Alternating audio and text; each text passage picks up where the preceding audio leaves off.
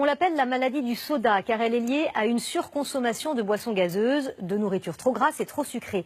Cette maladie du foie inquiète les médecins car elle progresse rapidement. Elle touche 6 millions de personnes en France. Elle a failli par exemple emporter notre confrère Pierre Ménès. Mais comment la reconnaître et comment y faire face? Ce soir, c'est Cyrielle Stadler qui répond à toutes vos questions. Avec d'abord cette première question, Cyrielle, qu'est-ce exactement que cette maladie du soda? En fait, le nom scientifique de cette maladie, Nathalie, c'est la NASH, l'acronyme anglais de la stéatose hépatique non alcoolique. Alors pourquoi on l'appelle la maladie du soda? Eh bien, c'est parce que les boissons sucrées et une alimentation trop riche en sucre et en gras sont les principales causes de cette pathologie. Avec une mauvaise hygiène de vie, au fil des années, le foie se gorge en sucre et en gras. Du coup, il n'a plus la capacité de les transformer, de les éliminer. Résultat, il s'enflamme. Une cirrhose du foie peut alors se déclarer ou dans 5% des cas un cancer et chez certains patients il ne reste alors comme solution que la greffe du foie.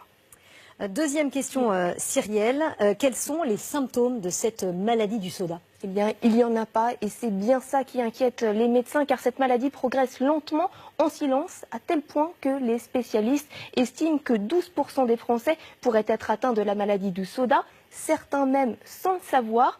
La bonne nouvelle, Nathalie, c'est que tant que la maladie n'a pas évolué en cirrhose ou en cancer, elle est réversible. Alors là, il n'y a pas de médicament miracle, mais du sport et une alimentation saine et équilibrée.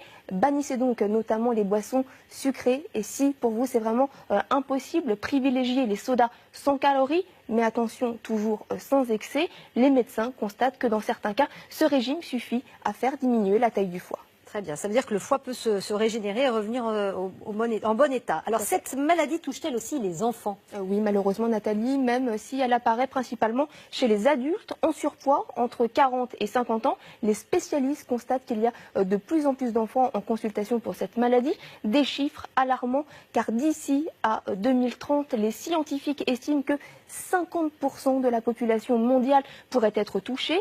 Mais pas de panique, des solutions commencent à être mises en place. En France, un fonds de dotation de 2 millions d'euros vient de voir le jour. Objectif, sensibiliser le public et les médecins. Un traitement pour soigner cette maladie va également être mis sur le marché à partir de 2020.